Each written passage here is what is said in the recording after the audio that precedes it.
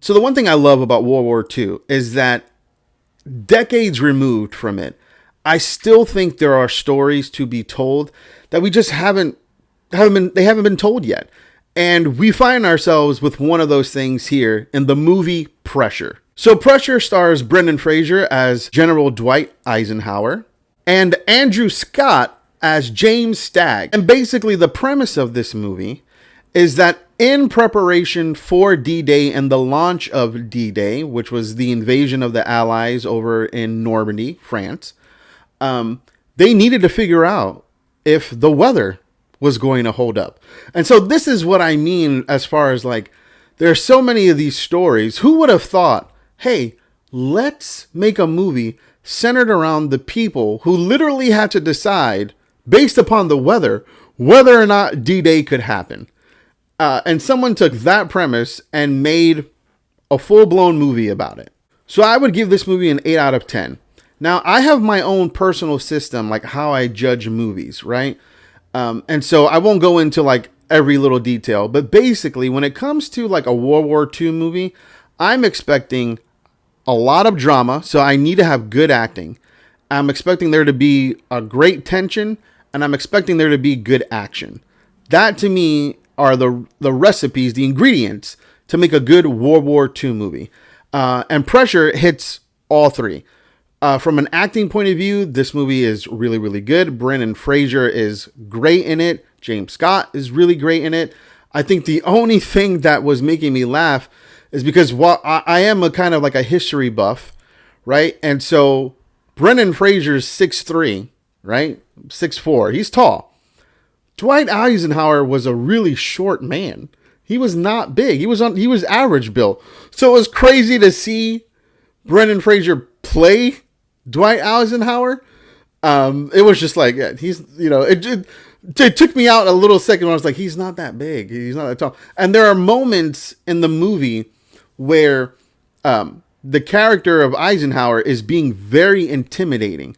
And so it kind of helps and services that Brendan Fraser is so big because he's just towering over everybody, including Andrew Scott, right? Who's playing the character of James. So that was the only thing that kind of was like, took me out. But as far as the performances go, so good. Everybody here was like good to great. I would say that Brendan Fraser was great. Andrew Scott gives an incredible performance. And so from an acting point of view, great. Now the tension, right? Like the drama, like what's the tension here? Basically the tension that happens in this movie is that Andrew Scott's character, he goes up against another guy who they have a disagreement on the weather. The other guy says the weather's going to be fine for the launch of D-Day. While Andrew Scott's character, right, James, he's like, no, the weather's not going to be fine. It's going to be actually really, really terrible. And if you launch on that day, pretty much people are going to die. That's how bad it is.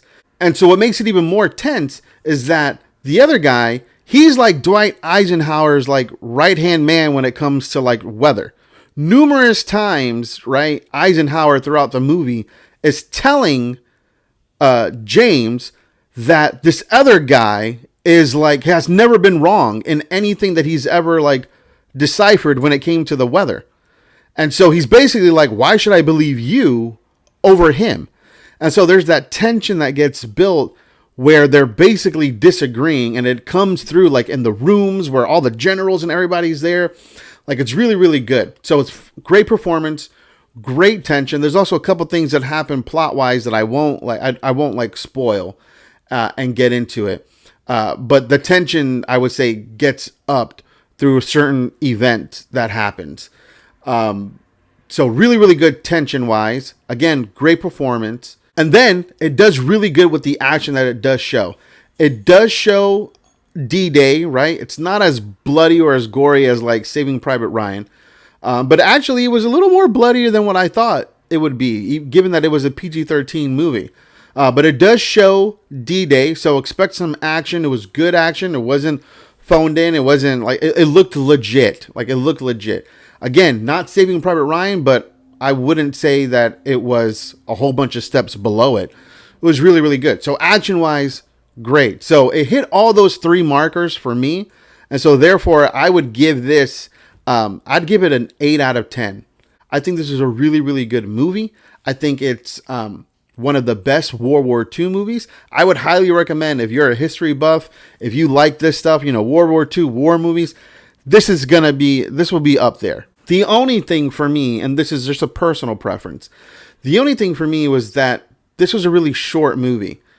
And I think you can make the argument, and I do understand the argument, that, well, hey, the premise is literally about people just figuring out the weather. Like, how long should it actually be? And so I do get that. But the movie doesn't even clock in at 2 hours. And so I probably would have enjoyed a little bit more.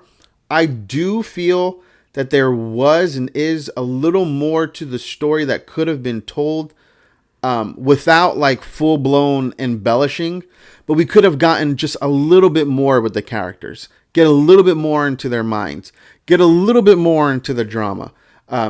If that had happened, I probably would have given it a 9 out of 10. But all in all, a really, really great movie. I highly recommend you go watch it. Again, expect some level of violence, some blood, mild, I think, cursing, if I can remember. But this is a really, really solid movie. I highly recommend you go and watch it. 8 out of 10 for me. But those are my thoughts. Let me know in the comments what you guys think. Give us a like, a subscribe, and as always, I appreciate you guys. Peace.